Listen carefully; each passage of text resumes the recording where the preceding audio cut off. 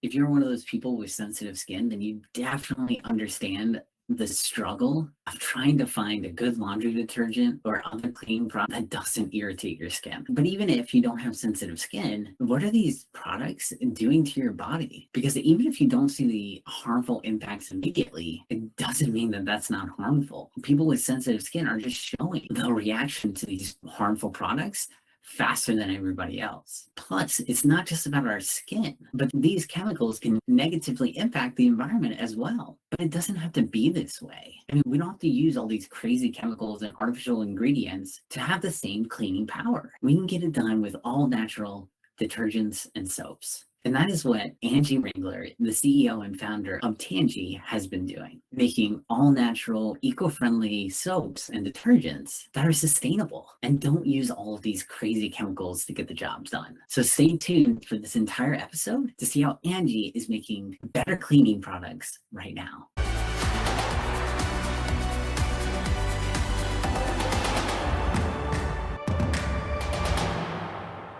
Angie, do you mind telling us a little bit about Tangie and what you guys do? Happy to, and thanks for having me on today. So, Tangie originally started with me being a natural redhead and having a ton of skin sensitivities and irritations my whole life. I started tinkering around with making my own cleaning products well over 10 years ago, pushing the 15-year mark at this point.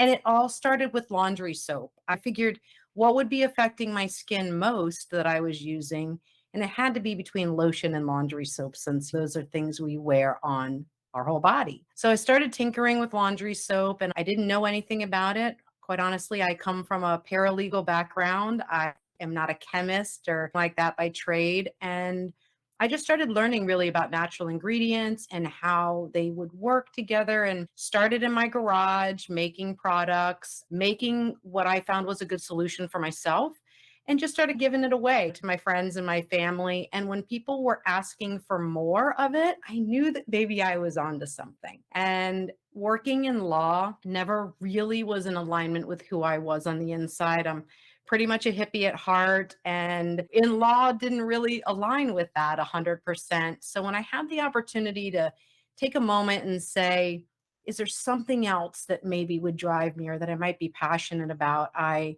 spent some time with SCORE and the small development centers. One day it just came out that I was making these products, and for myself, really. And that's when the seed was planted that this could be a business, and I needed to start looking at it like that. So it all started with Tangie laundry concentrate. It really started with Tangie laundry soap in a very traditional plastic bottle. My whole line of products was in plastic bottles. And jumping forward, I would say at least a handful of years, I took a plastic-free commitment for my business because it was how I was trying to live my daily life, producing less waste, being thoughtful about the products and packaging I was using every day in my home.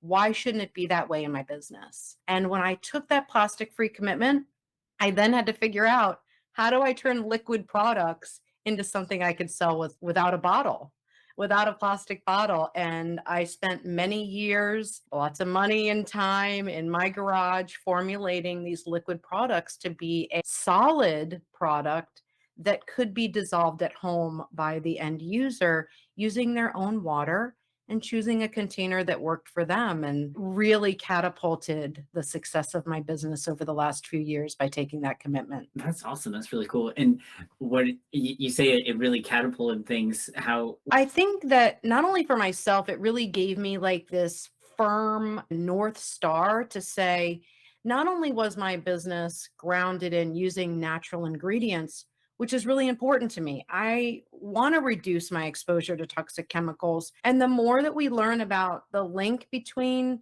toxic chemicals and ingredients and the link to health problems, can't ignore that the more that I learn about it. But at the same time, here I was packaging quality natural ingredients in a plastic bottle, which ultimately is leading to other health problems for our planet, which ultimately trickle down to me if it's affecting my water supply or my soil.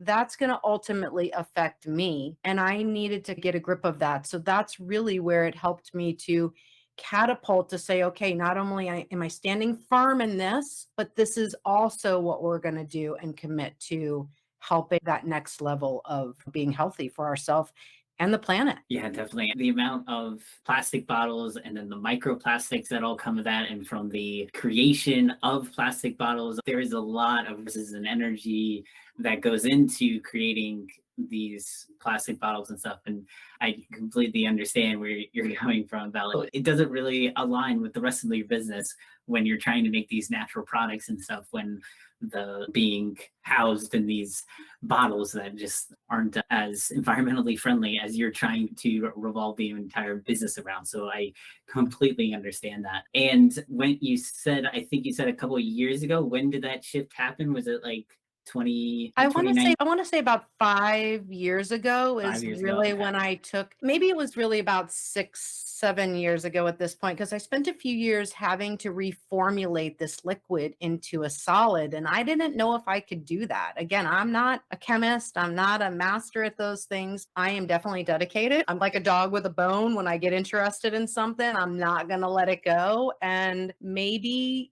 that legal background that I had and that ability to search and learn and absorb and categorize and log information, that was probably turning to be more helpful than I had realized it at the beginning, that those skills would really play into the formation of my business. Yeah, it's always so interesting. I've talked to so many entrepreneurs. It's always, oh, I was doing this before, and then I had a little bit of this background, and mushed them together, and that's how I got to where I am. So I completely understand that. So, what is your mission for Tangie? So the mission for Tangie is really, number one, to get the product out there into more hands, right? The more people using these kind of products, using natural ingredients, using something that doesn't have excess plastic waste at the end of the product use, that's just better for us all. Right. So the more people I can get that into their hands, the better. I want to expand our retail sales. We're about 65 to 70% of our business is to wholesalers. So we sell to a bunch of stores throughout the United States. And I'd like to expand that, our retail sales, which is why we're right now in the process of improving our website. We're doing a complete revamp of our website because Amazon has really made us have certain expectations when we go to other websites, right? We need certain bells and whistles that are going to be easy for us to use and navigate. And I realized that my website didn't have that. I built this website a few years ago, not with a budget that I had today, that I could really bring in those things that could make that user experience a lot more enjoyable, make it easy for them to navigate and learn about the products. So we're just about to roll out our new website, which will be tangieco.com. Currently, our website is wastefreeproducts.com. And I'll just give you a quick backstory of why I called it Waste Free Products instead of Tangie. When I trademarked the name Tangie back in 2012, I didn't know at the time that Tangie was an award-winning strain of weed. So it was after I went through all the trademark that I went to go buy the domain tangie.com and found out they wanted $25,000 for it. And I was like, why would this Tangie name be? So when I Googled it and just looked at images, it was nothing but marijuana bud. Every picture. Oh I my felt, gosh. at least it was an award-winning strain. I feel good about I that. guess that's better. Yes. So I said I wasn't going to be able to afford Tangie.com. So I went forward and thought, let me think of a term that would be more of a search term for my type of products. So waste-free products oddly was available. I couldn't believe it. And when I stumbled upon that, I bought it right away, and that's been our domain now for many years. But really, I want to build the brand of Tangie. That's always been my goal. So now when I'm looking to improve the website, I thought this was a perfect time to really move back towards Tangie. But I was able to get tangieco.com, which was close enough to the brand. And it's still very cool when I wrote it out. Tangie, TANGIECO, actually has the word eco in it. So when you look at it, it actually looks pretty cool. So I was like, okay, that solidified it for me to make that change. And so soon we will be turning wastefreeproducts.com into more of a curated marketplace. There's tons of products and businesses that I personally use and support and want to raise their awareness and get them out into the world too and shine that light on them. So, waste free products, I think, would be a great name for a marketplace that could bring all these us together who are doing what I want to do and being thoughtful about people and planet more so over just profit and the bottom line. So that's my goal, is to turn wastefreeproducts.com into the marketplace. Of course, I'll still have Tangie products on it, but all of our Tangie line and branded products will be on tangieco.com. That's great. I love that mission that you have there to really create a place for all these different products that other businesses are doing for waste free. I think that's really awesome. And it reminds me, I interviewed another ecopreneur on the podcast as well that's creating a very similar thing. Her goal is to create a sustainable Amazon. Basically, instead of Amazon be for sustainable products on her website there. And she's also really interested in creating a center for where it can be B2B as well. So like having sustainable products that are in the B2B market, so that businesses trying to source things also have that opportunity to go and find different sustainable products that they can use in their business. So the Ecopreneur, she is creating a website called Planet Sense with a CENTS. And her goals also have like sense as in being able to be sensible, but also have sense, and then you'll have a different currency on there and just lots of intriguing things. It was a really amazing interview. Yeah, Very there's cool. so many people out there doing these really cool things and bringing solutions to the market that are hard to find because of all the noise and all the static that's happening so quickly around us, that it's nice, that you especially are doing the same thing on your platform, right? You're bringing the awareness of these ecopreneurs that you're working with and highlighting what they're doing, so that, man, if just one more person every day finds out about them, imagine that power that we see a year from now in the changes that can be made. Yeah, just and the same thing for your podcast with the Grateful Redhead. You're doing great stuff on there too. I guess this would be a great time. You want to tell us a little bit about the Grateful Redhead, and we'll go back to Tangie. Sure, happy to. The Grateful Redhead started really kind of just into pandemic when we couldn't get out there and socialize with people as much. I never thought about having a podcast. I'm not like this techie kind of editing. I don't even like all that kind of stuff. So I was like, no way. But a gentleman that I was working with, he was like, why don't you do a podcast? I'm like, never. He's, you just talk and I'll do all the techie stuff. I'm like, oh, I could do that. I could talk, no problem, especially about the planet or eco things or talking to my people. Like, yeah, I can do that.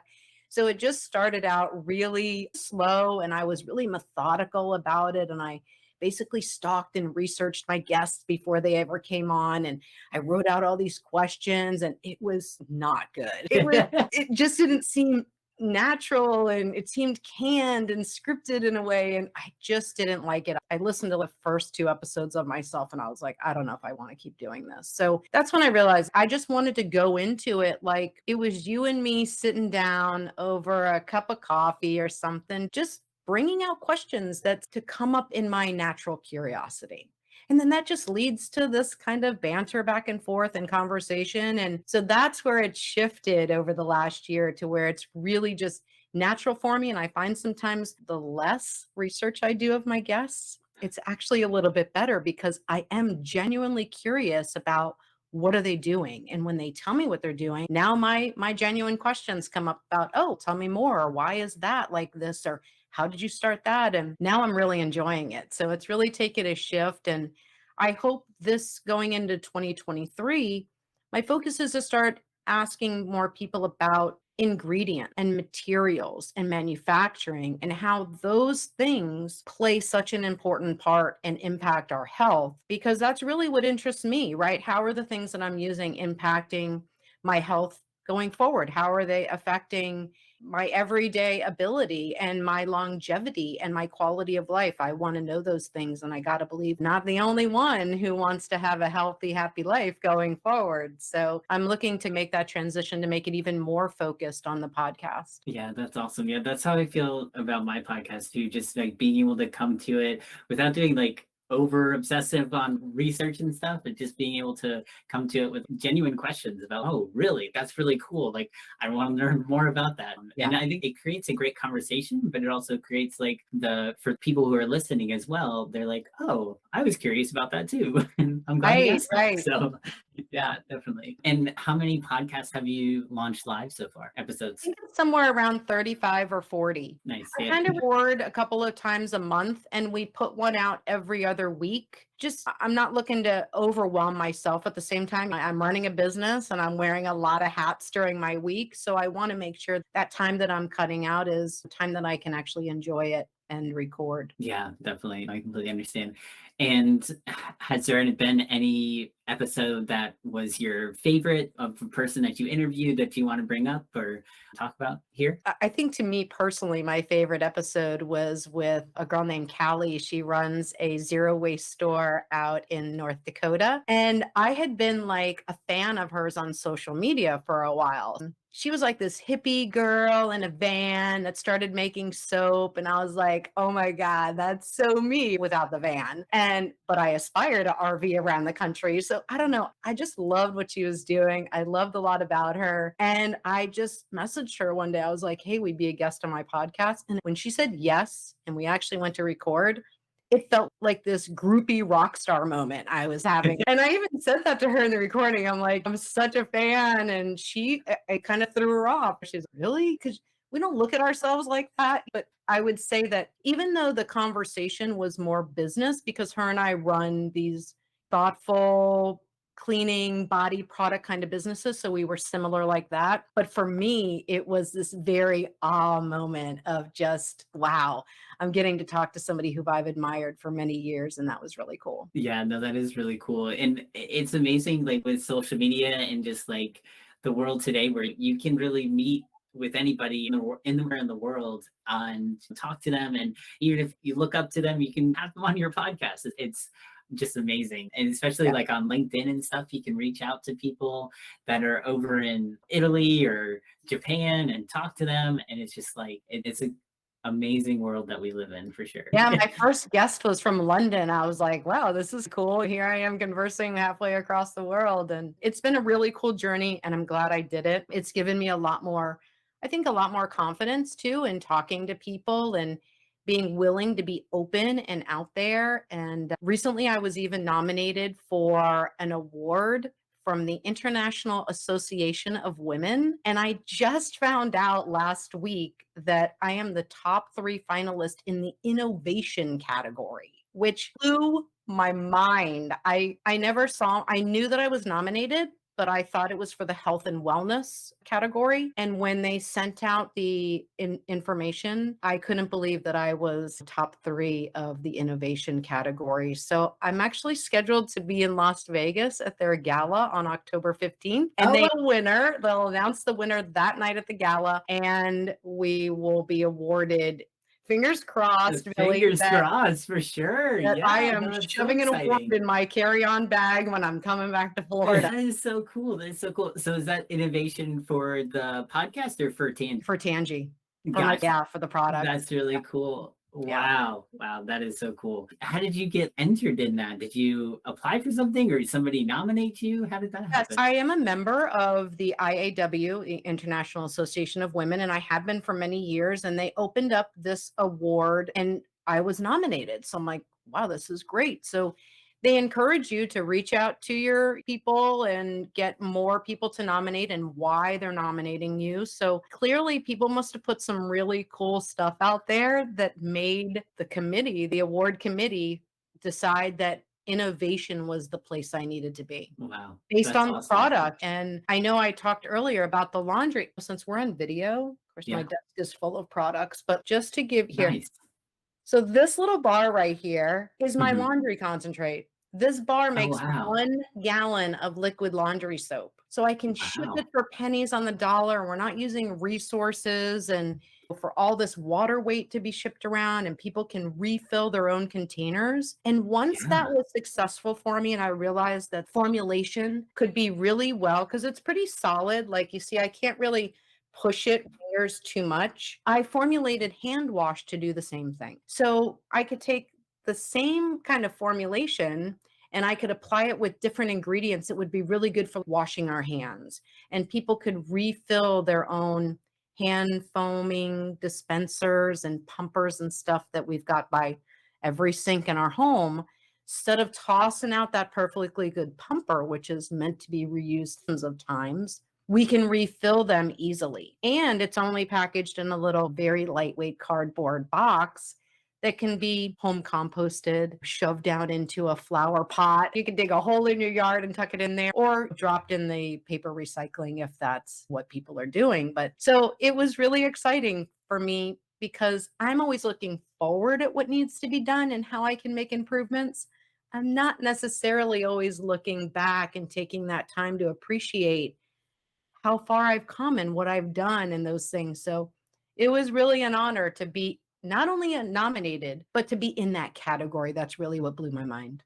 Yeah, that's really exciting. But it's very innovative what you came up with. That's amazing, especially when you can take it from the detergent and then put it into the soap as well. And people can use that in multiple forms. And that's really cool. So you can take it and place it into like our foaming dispensers that you use at like the sink and everything. Really? Yeah. So the hand wash concentrate, I've got, so it comes in a little box like this. Do it in Nice. citrus and lavender and unscented. So you can even add like your own essential oils and scent your hand soap the way you want. But yeah, you could either take the whole bar and dissolve it in a gallon of water, or you can cut it into little pieces and dissolve a small amount at a time. So let's say your dispenser is only 8 ounces big. You can cut the bar into 16 pieces, take one little piece, drop it in your dispenser, fill it up with water. Within a few hours, it dissolves and it becomes foaming hand soap. Wow, that is too cool. And so I know you mentioned a little bit on your website about how you went out and did some research on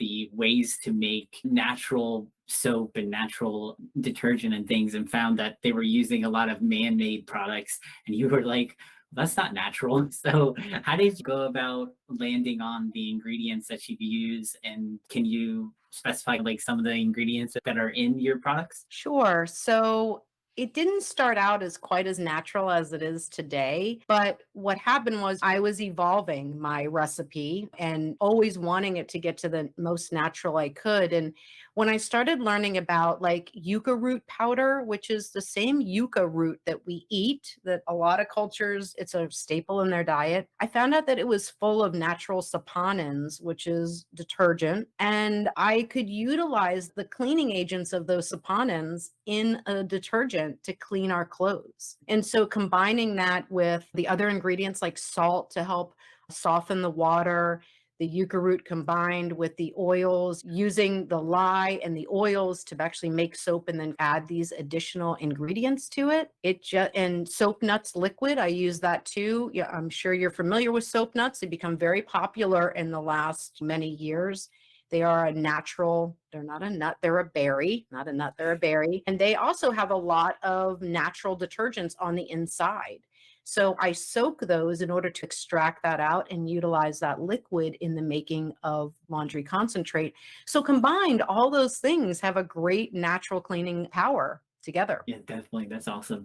And have you noticed any differences when you're using it yourself? Have you noticed any differences of the way your body feels or any kind of things Yeah. that are different from what you were using before? And Definitely. Now, I've always been sensitive to fragrance. It's always been too strong or irritating to me in some way. I didn't enjoy it. Found it was very hard to find. You got to remember, I'm going back at least 10 years when I started formulating that there wasn't a lot of these kind of fragrance free options, scent free options.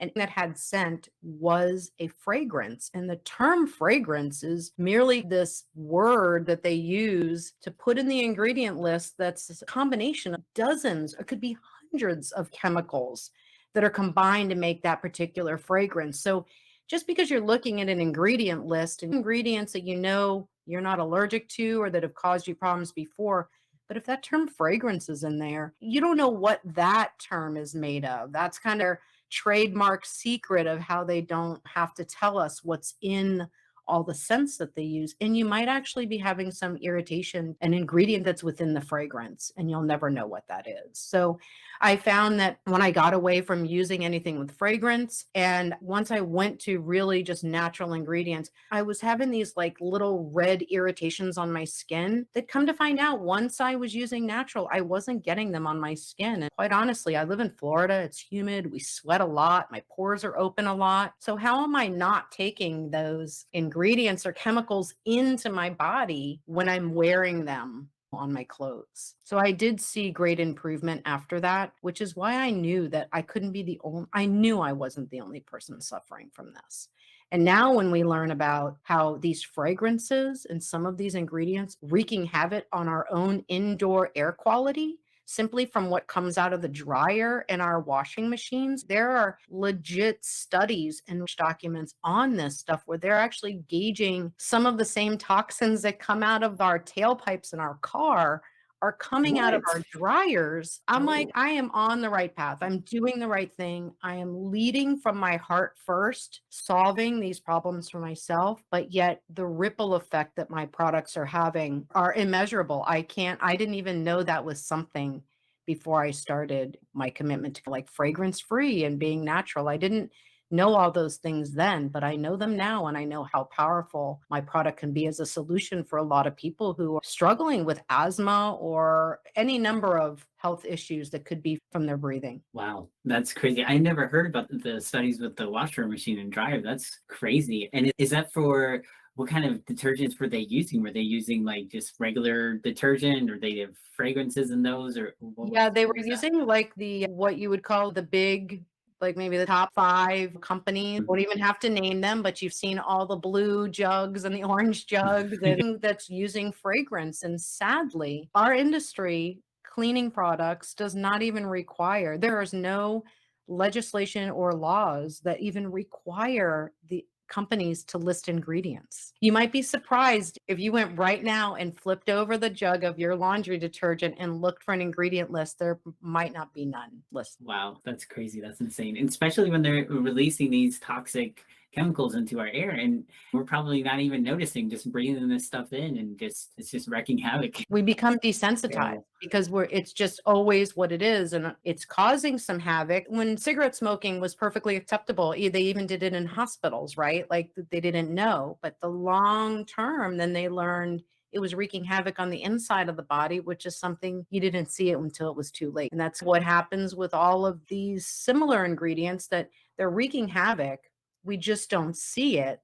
Like when we get sunburned, we know it right away. But those things are happening on the inside, and we might not know it until it's like a chronic or something we can't really get rid of. That's crazy. So where do you kind of see Tangie going in the future next year in 2023? Where do you see new products coming on the line or where Yeah. do you kind of see it going? My brain's always tinkering with ideas. And something that keeps evading me, oddly enough, is I want to be able to do a dishwasher detergent, but it seems like everything I come up with, if it cleans the plastic really well, it leaves the glass not looking too great. And then if it cleans glass really well, it doesn't seem to do well on the plastic. So it's something I keep picking at, and that's, I would like to bring that on to my line at some point. But we do have a dishwashing bar that's really effective, and the main thing in it is a ton of salt.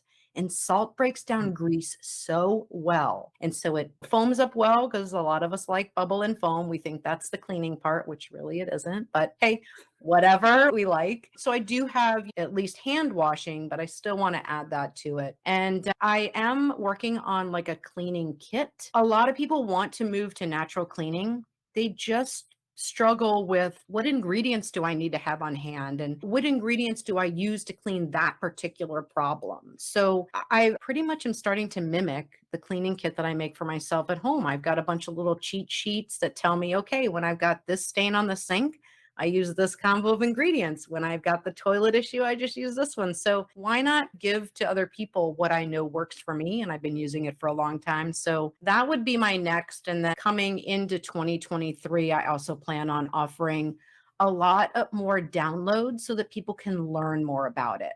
They don't have to hear me just talk about it or email me and I share my knowledge with them. If they want to download something and learn more, if they want access to a lot of these documents and research papers that I've read. I've been collecting links for a long time. So I can put that out there as a content library for people to be able to learn this on their own and really say, okay, this is not just some hippie chick in Florida telling me about this problem with my dryer. I actually read it from a scientific journal myself, and then they can make those decisions of what are they willing to bring in their home and what are they willing to put around their body or their family and things like that. Yeah, definitely. You've done the research, so being able to just display that for other people is going to be so great. How do you do your personal experimentation process? Do you use it just on like your own dishes and stuff, or do you have like certain tools that you use to test things? So pretty much I put it out there to our customers. Look, I'm working on a new product. You want to be a tester? People always say yes. And I get the most honest feedback from them. Hated the smell. Didn't work well on this, didn't work well on that. Not every product is meant for every person, and nor will it work in every scenario. So, for instance, the laundry concentrate doesn't work great for people who have really hard water. Unfortunately, I want my products to work for everybody, but they don't. And my products are no different than any other companies. There won't be one solution for every single person. Yeah, definitely. Very cool. What are you currently learning right now? I am currently learning how to put stuff in enjoyable digital formats. For a long time, it's always been physical products for me. And now I'm learning how to use like flows and templates to take what's in my mind and put it out into a digital that's easy for people to consume without feeling overwhelmed. And I'm putting that information more in categories almost. So I did write a book about 2 years ago. It's called Going Plastic Free Room by Room. And that's how I attacked all of my changes, was just kind of looking at each room and how could I do better? Because if you try to say I'm going plastic free in my home, that's just overwhelming. If you're going to do the same thing with ingredients, it's too overwhelming. So I took that strategy that I used in my book and said, what if I apply it to getting rid of toxic chemicals? Let's look at it like category by category or room by room, that we could easily take one little thing and make a change. Because when you make one little change, it leads you to the next natural, especially when you have good results from it. You find something that's not as toxic as the product you were using, you're having great results, you're going to be like, what about that lotion? Or what about that pet shampoo that I put on my dog every week? Like, it just makes you more naturally curious to say, what else is out there? And then you can start exploring that way. Yeah, definitely. And what is one tip that you have for any ecopreneurs in the audience who are trying to start their green business or grow their green business? What was one tip that you would suggest for them? One tip, huh? So, probably the best tip that I ever got from a SCORE mentor when I first started looking at making this a business. I just said this to somebody last night. That's so funny. So, SCORE is a national organization that helps entrepreneurs grow their business or figure out if it's a business. And it's all for free, which is great. It's our tax dollars at work. So, why not take advantage of it? But one of my first mentors there told me I needed to get my bail money in order. So when shit hit the fan, I would be ready. And I was like, what? He said, yes, you need to get your bail money in order. BAIL. I needed a banker. I needed an accountant, an insurance agent, and a lawyer. And you want to establish a relationship with these people, whether you hire them at the beginning or not. You need to have a relationship and know who you would turn to if shit does hit the fan. Because when things are going rough and you need a lawyer or you need some insurance, you don't want to be hunting down that person that you resonate with or you feel would be good in your corner when you're scattered and in the midst of the chaos. So get your bail money in order and then get to your business. I love that. That's great. Such a great tip. Thank you. And who would be the perfect partner for your business in order to work together with? I guess that they would be two different people depending. So if we're looking at the wholesale side of my business, it would be some form of a distributor that has these contacts in a variety of stores and chain stores all throughout the United States. That would be a great contact for me and a good strategic partner. If I'm looking at the retail side of life, it's definitely an influencer. Unfortunately, as much as I grit to say this, Social proof is everything. And what somebody says on social media has so much more strength and power, even if that person doesn't believe it. So influencers have so much power these days. And I would say, man, if my product was in the right hands of an influencer, it would probably shoot me to the moon before I'd even have a chance to turn my head. A matter of fact, Jason Momoa, he played Aquaman. He's a Oh, famous okay. actor. He's from Hawaii and has I think it's a bottled water company, but I feel like they're in aluminum bottles. It's not plastic bottles. I think he does them in aluminum. He's got long, beautiful hair. He's a really big guy and he shaved his entire head to raise awareness of single-use plastic waste. I was like, oh my God, how can I get my Oh, product wow. in Jason's hand? Yeah, You for know, real. because so many people who never even heard the word single-use plastic waste, they saw him do it, were like, oh, now I need to know more, or oh, how can I stop single-use plastic waste now? But no matter what the catapult is, it's happening. And so if I could get somebody that would say, you know, hey, I'm going to shave my head to bring awareness to Tangie products, man, that might really catapult me in places that I couldn't imagine. Yeah, definitely. That one right connection can be huge for Yeah. sure. And if somebody would like to partner with you or learn more about Tangie, how can they reach out to you? Love for them to give me a call. I still love phone conversations. So if they want to give me a call on my cell phone, that's fantastic. You can call the office, which is area code 352-641-0046. Again, 352-641-0046. Or email me, that still works too, at Angie, Angie, wastefreeproducts.com. Products with an S.com. Perfect. Thank you so much, Angie. It's been really awesome having you on the show and really being able to learn all about what you're doing with Tangie and how you guys are really creating a waste-free future for us. So thank you so much. Yes, that's what we're trying to do. All for the next generation, technically, because they deserve the kind of planet that I've been enjoying my whole life. Definitely. I completely agree. Thank you, Billy, for having me on. And thank you so much for coming. Bye. If you enjoyed learning all about Tangie and how they have created natural products that are good for your skin and the environment, then definitely make sure that you check out the interview I mentioned during the show with Leslie Sheridan from Planet Sense, which is linked below. But also make sure you check out this episode with Esther from Venesafe Solutions, who has created an eco-friendly pesticide that is harsh on pests like fleas, ticks, and mosquitoes, but not your adorable pets. So make sure you check out both of these interviews and find out how great products are truly out there to have a more sustainable lifestyle.